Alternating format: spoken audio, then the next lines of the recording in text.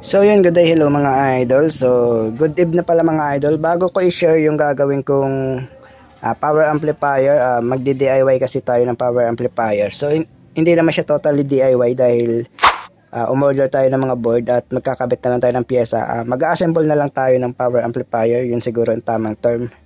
So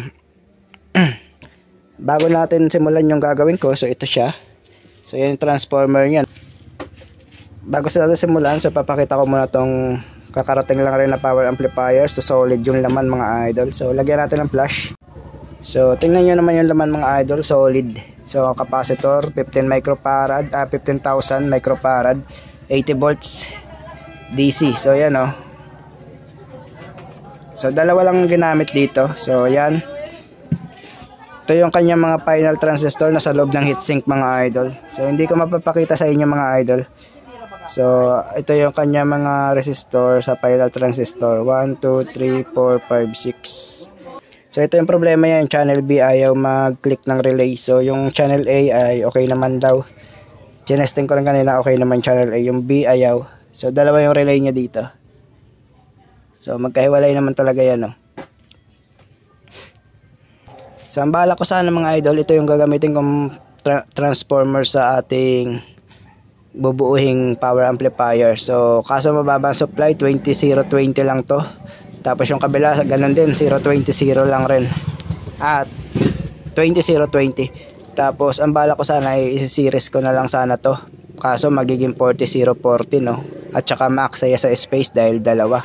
So bumili na lang tayo sa Shopee ng transformer. So yan, para at least matipid sa space. Kasi wala nang paglagay yung mga final transistor natin mga idol. So marami pang kulang. So yung iba bukas pa lang darating mga idol. Yung driver at yung heatsink bukas yata darating. So update ko na lang kayo kapag kompleto na, itutuloy natin yung video. So ito pala muna ipapakita natin yung dumating ngayon. So yan yung kanyang pyesa mga idol no, napaka solid. Galing ibang bansa to mga idol at 110 lang yung supply na to. Yan, 120 volts lang siya. May transformer lang tayo dito na malaki rin dahil ano lang to, buti nga may dala yung customer natin kasi yung transformer natin ay maliit lang. So mababa yung watts nun kumpara dito sa transformer nya. So baka hindi kayanan ng transformer natin i-drive to. Yan yung transformer nya. So ipagkumpara natin to, bigat. Yan, halos same lang naman. Malaki lang to ng kaunti. Yeah. So hanggang dito na lang mga idol, hindi ko napapakita yung pag-repair na to. Bukas ko pa to i-repair. So binuksan ko lang para mapakita sa inyo yung laman.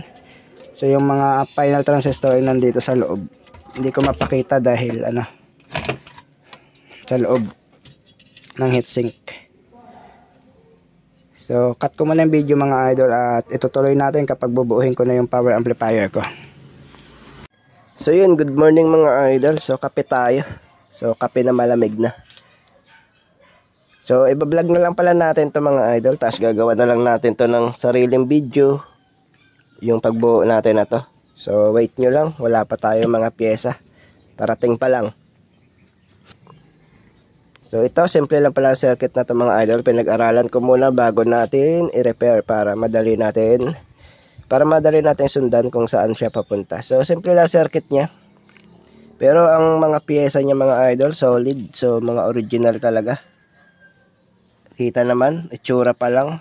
Yung capacitor, may ano pa sa taas oh. Parang battery. So ayan ang circuit niya mga idol. Ito yung to 20 volts. Itong supply na to. Ay, ito 20 volts. 110 na supply. Ito yung pinaka supply niya, AC. Galing sa cord ito. Tapos yung brown na yan, papunta yan sa pan. To 110 din yung pan niya mga idol. Yan. Tapos ayun na. Papunta na siya, ito papunta na dito sa diode. Yung diode niya. Tapos papuntang capacitor dito supply. So pakita ko yung trouble niya mga idol sa inyo. Saksak natin. So ayan mga idol. Ayan yung trouble niya.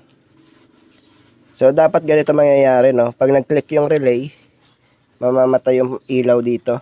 So itong signal, gagana lang ilaw niyan kapag may audio na tayo. Ito namatay yung protect. So yung isa ay buhay pa rin. Masilaw lang kasi, no? So patayin natin yung switch, mamamatay yan. Yan. Yung isa matagal mamatay dahil may charge pa siguro yung capacitor. So ulitin natin, i-on natin ulit siya mga idol. Tignan nyo yung relay. So hindi kita, no? Lagyan natin ng flash. So yan mga idol, i-on ko na.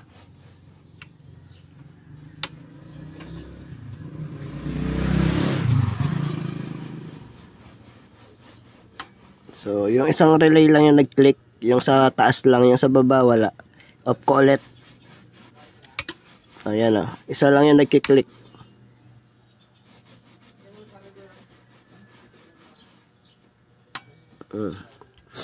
So ibig sabihin nyo may problema yung sa baba, no? So sundan nyo lang yung linya na pinasukan na to. Yung sa baba, off ko muna mga idol. Ito yung sa taas, 'di ba? Ito yung sa baba. Yung linya na white, ito. Itong linya na to, ayan yung speaker output papasok dito sa relay, tapos yung isang white papunta na dito sa speaker terminal nya. So yung sa baba tayo dito, sundan lang natin kung saan siya papunta, kasi itong isa papunta siya dito. So yung isa naman, yung sa baba, dito siya papunta dito. So mukhang may problemang circuit. Yan, dito siya papunta mga idol. So may problema circuit is itong part na to. So madali na natin ma-analyze kung alin yung sira, no? So ito lang to troubleshoot natin, itong board na to, or yung mga final transistor nya. So yan, baklasin ko muna mga idol. So sukatan pala muna natin itong mga idol ng supply kung ilan, para may idea kayo. So on natin ulit. Lagay lang natin ito sa DC.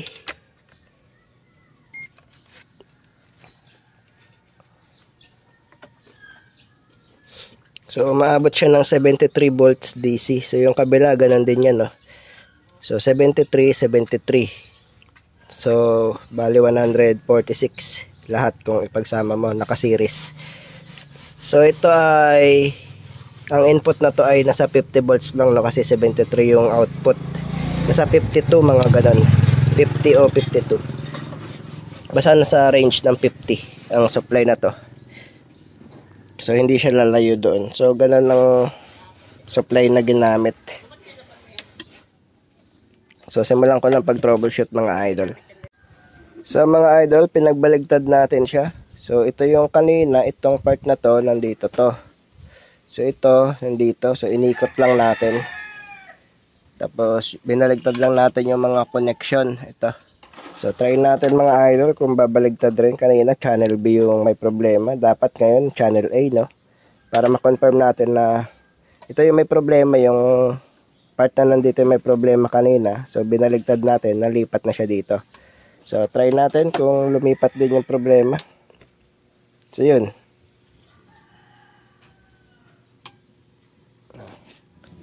So ito talaga may problema, yung kabila, ito.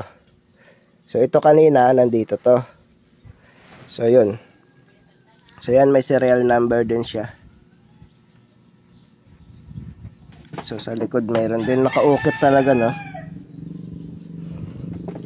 At yung ilalim na relay na yung nag-click. So lagyan natin ng flash. So off natin ulit. Yan.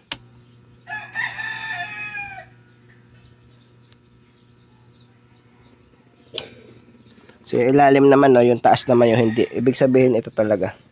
Kasi yung taas papunta yan dito. Yan, no. Ito yung wire nya. Punta dito sa doon. Sa socket na yan. So 3 pairs lang pala to mga idol. Akala ko 7 kanina. So akala ko kasi resistor to. So hindi ko kasi sinilip kanina ng husto, no. So ito lang pala yung resistor nya. 1, 2, 3, 4, 5, 6. So 3 pairs lang. Tatlong NPN at tatlong PNP. So yan. So ito yung may problema. So ito lang yung i-repair natin. Yung dalawa, walang problema yan. Yung dalawa, yung isa. Ito yung kabilang channel kanina. So bali mga idol, dito lang tayo magto-troubleshoot sa isa, yung may problema. Yung kabila, hindi ko na papakialaman. So yan. Ito yung good, ito yung sira. So dito muna tayo, check muna tayo ng mga piyesa dito. Maya na natin baklasin. Check muna natin itong mga resistor nya. So good naman. Good. So cut ko na yung video mga idol at mamaya iaano natin. So good naman lahat mga idol. So cut ko muna. So nakita na natin yung problema mga idol. Ito. Kung mapapansin nyo, yung base emitter nya ay sagad sa 0. Diba? So dapat ay hindi yan sasagad, shorted. So dapat ganito siya. So ito hindi pumalo, diba? Kasi baligtad. So yan, kasi ito ay ito good. Dapat ganyan siya, no? So ito kahit baligtad, papalo yan, sasagad. So baligtarin natin. Yan. Sumasagad talaga. Shorted to. So tingnan natin kung ano yan. Konti lang naman pyesa na to. So ito NTE 873G. Ito siya. Shorted to mga idol. So mukhang yan lang naman problema. Chinek natin lahat ng transistor na to. Good naman. So ito yung pinaka-fuse niya na rin. So good naman. So good naman siya mga idol. Ito lang talaga ang problema, yung isa na to. Check ko na rin pala tong ceramic na na connect sa kabila. Wow, shorted din. Shorted din tong pinaka ceramic. Ayan o. So hang natin yan mamaya. Sana lang hindi nadamay ito, no. Pero mukhang malayo naman. Check nga natin yung kabila mga idol para may tayo kung sure tayong shorted nga. May idea. So yan, pareha sila ng board. Ito yung may shorted na part. So wait lang, nagbuhol yung tester natin. Ito yung may shorted na part. Yan.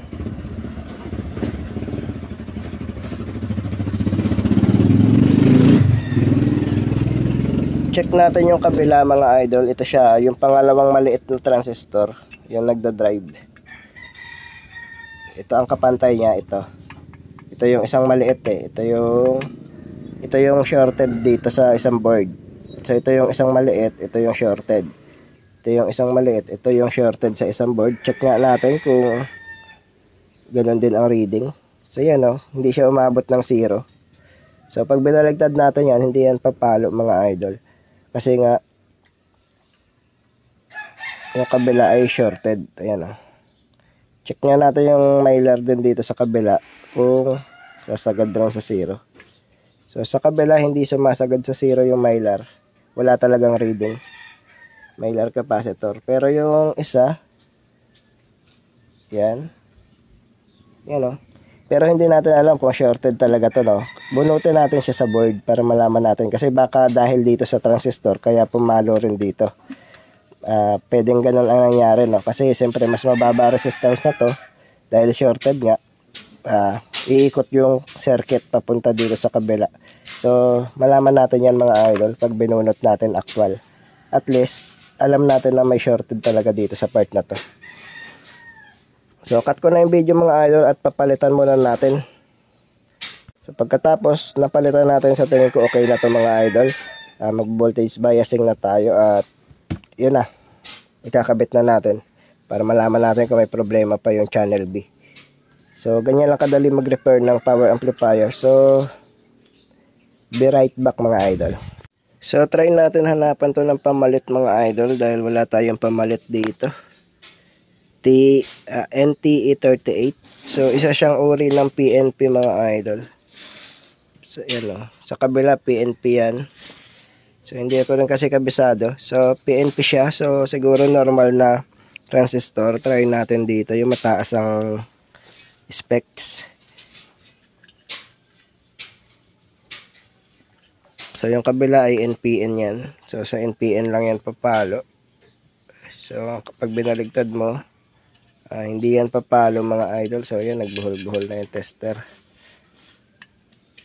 So, yan. Pag binaligtad, hindi siya papalo. So, yung kabila naman, papalo siya sa PNP. So, sa kabila, hindi siya papalo dapat. So, yan. Ayan yung reading. So, ito, shorted talaga, confirm. So, bunutin muna natin. So, may napansin lang dito mga idol. So, ang ginamit dito, NTE38, tapos sa kabila ang ginamit ay 2N6211, pero yung NPN channel ay NPN transistor niya is 2N3583. So parehas naman dito 2N3583. So baka na repair na to, pero sa tingin ko hindi kasi wala pa siyang bakas ng hinang. So ganun pa rin yung mga hinang niya. Baka yun lang talaga ang ginamit dito. Pero PNP siya. So try natin hanapan. So nasira yung ating ceramic capacitor mga idol.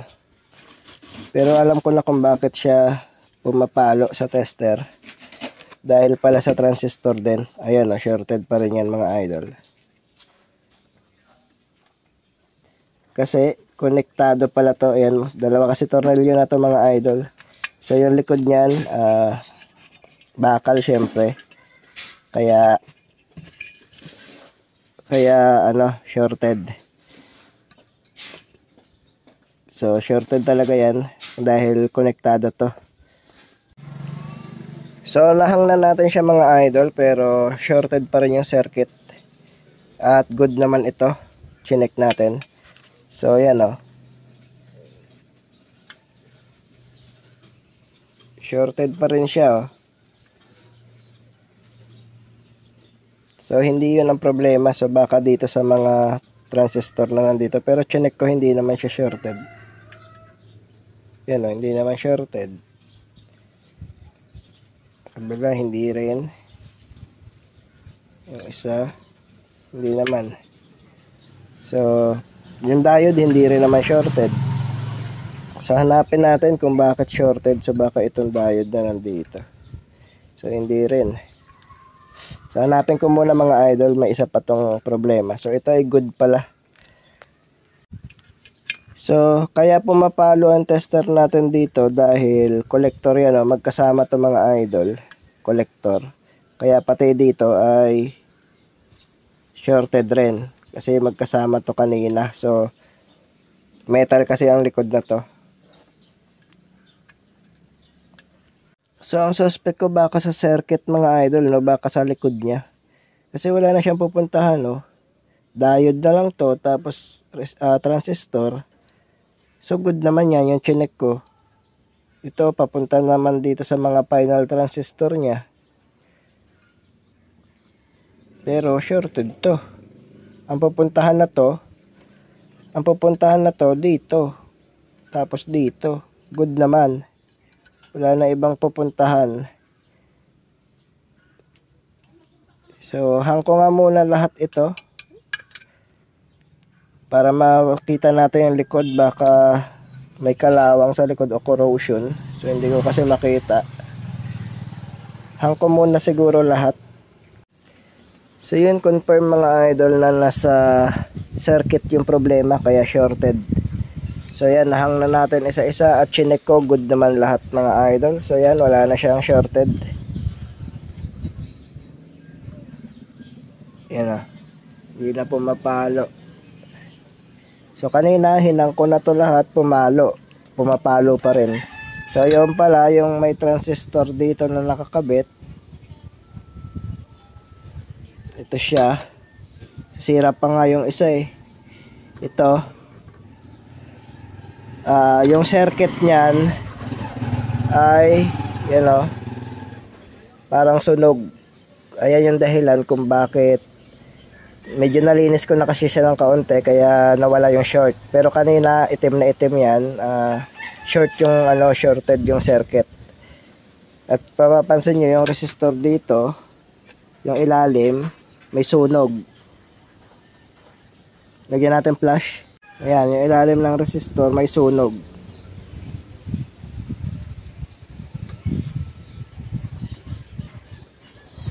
Hindi ka kita sa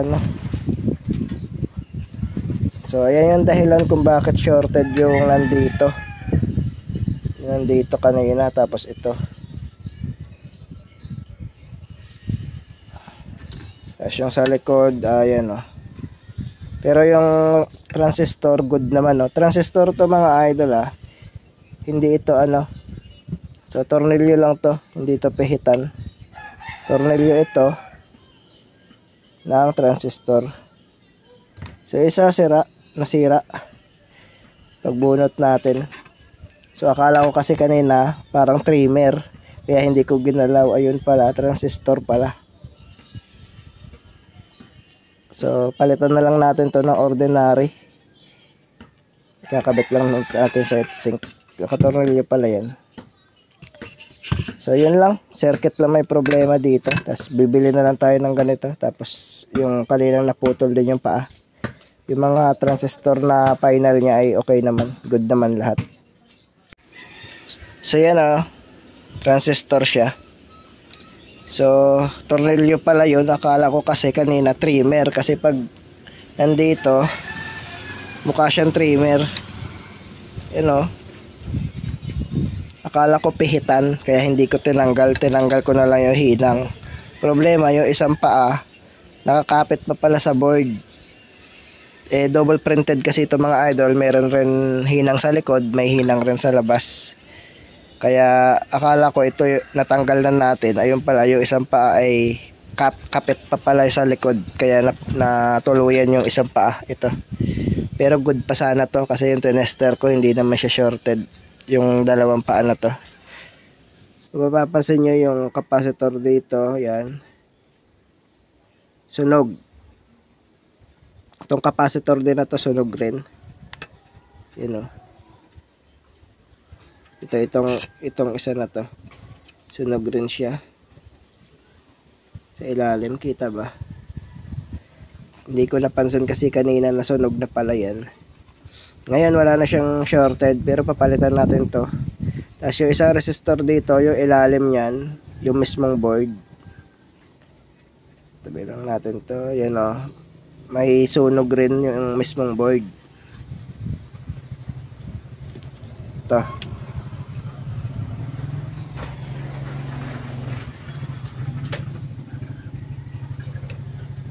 Tapos ito, sunog rin yung ilalim na board. Kinuskos ko lang kaya medyo nawala yung itim. At hindi na siya shorted. Hindi na shorted to. So testerin natin itong part na to. Ito yung kaninang sagad ang palo. So yun, nawala na siyang shorted. So yan na, nahanap na natin yung mismong problema kung bakit siya sumasagad o shorted yung circuit na to nandito kanina. So papalitan lang natin to. Ito hindi to shorted pero dahil may sunog na siya, palitan na natin. So ito yung problema niya. Tapos yung circuit, shorted yung circuit mismo. Nag-short yung circuit kaya shorted yung nandito na re-reading natin. Kasi kahit hinang ko na yun mga idol, shorted pa rin siya. Yung pala yung circuit niya ay may problema.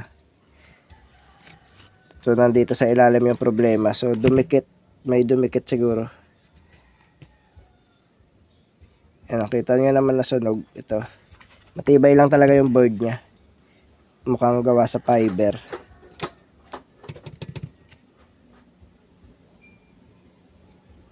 Ayan.